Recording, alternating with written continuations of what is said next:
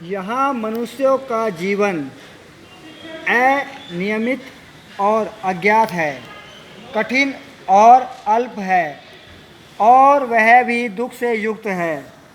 ऐसा कोई उपक्रम नहीं है जिससे कि पैदा हुए लोग ना मरें। बुढ़ापा प्राप्त करने भी मरना होता है। जीवन प्राणियों का ऐसा ही स्वभाव है। जैसे पके हुए फलों को सुबह के समय गिरने का डर होता है, वैसे ही जन्म लिए हुए प्राणियों को नित्य मरने से डर लगता है। जैसे कुम्हार द्वारा बनाए मिट्टी के सभी बर्तन टूट जाने वाले हैं, ऐसा ही प्राणियों का जीवन है।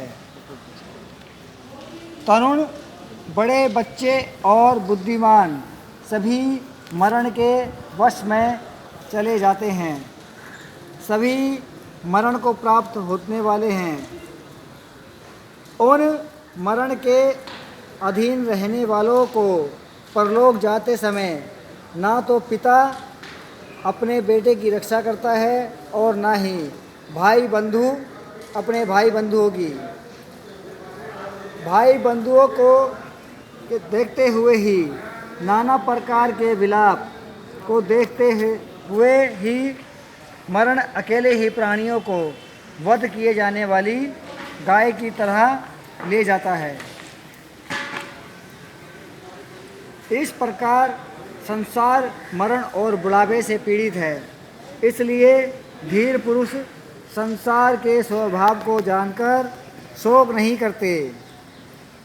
जिसके आने और जाने के मार्ग को नहीं जानते हो, दोनों अंतों को ना देखते हुए तुम व्यर्थ ही विलाप कर रहे हो।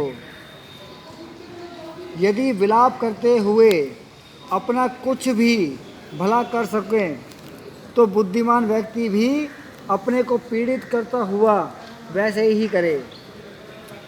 किंतु रोने और शोक करने से चित्त को शांति नहीं प्राप्त होती, बल्कि अधिक दुख ही उत्पन्न होता है और शरीर पीड़ित होता है।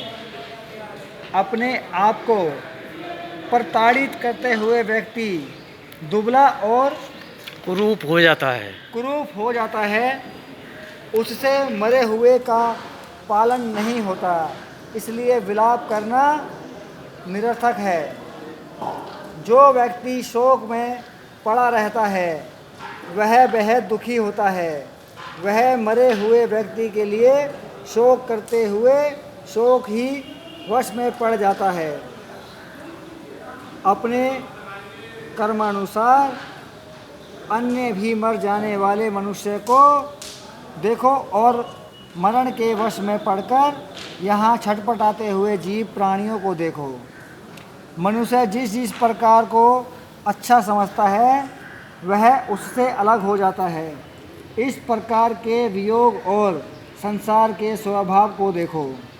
यदि मनुष्य 100 वर्षों या उससे अधिक आयु तक जीवित रहे तो भी वह भाई बंधुओं से अलग हो जाता है और यहाँ के जीवन को त्याग देता है। इसलिए अरहत के उपदेश को सुनकर विलाप करना छोड़कर मरे हुए व्यक्ति को देखकर सोचें कि अब वह मुझे फिर कभी नहीं मिल सकता। जिस प्रकार घर में लगी आग को पानी से बुझाए, ऐसे ही धीर, प्रज्ञावान, बुद्धिमान और कुशल नर अपने में उत्पन्न शोक को तुरंत ही उसी तरह नष्ट कर देता है जैसे कि रुई को हवा उड़ा ले जाए। अपना सुख चाहने वाला मनुष्य अपनी पीड़ा रूपी कांटे को रोने पीटने और मानसिक दुख को निकाल दे। जो पीड़ा रहित है, अनासक्त है और चित्त शक्ति को प्राप्त, वह सब शोक से परे हो, शोक रहित हो, शांत होता है। साधु साधु साधु।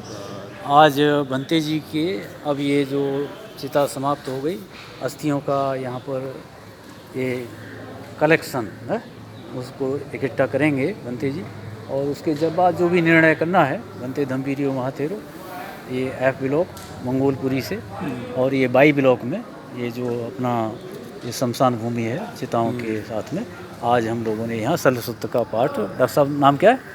डॉक्टर हरिंदर प्रयास। हाँ, तो इन्होंने ये